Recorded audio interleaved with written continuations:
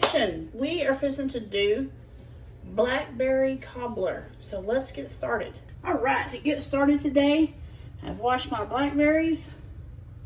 I'm gonna add about a 1/4 cup of sugar just to kind of get some juicing started. I want them nice and juicy before I put them in my cobbler.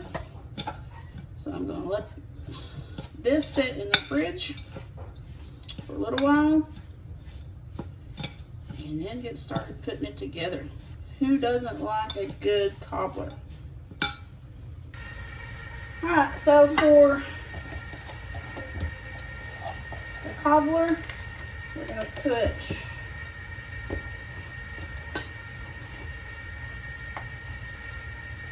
a cup of sugar, a cup of self-rising flour,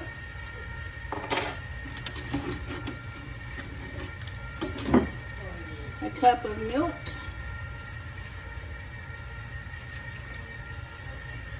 and a 1/2 stick of melted butter. I'm going to mix this all together.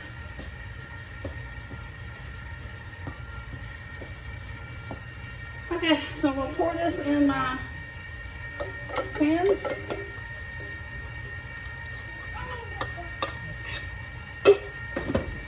Then I'm just going to pour my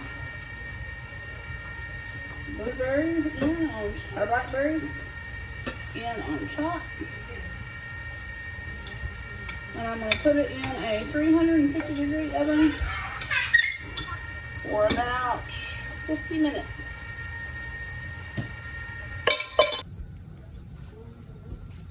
There it is, blackberry cobbler, fresh from the oven. It is still boiling hot. Hope you've enjoyed this video. Please make sure you like, share, and subscribe. Catch you later.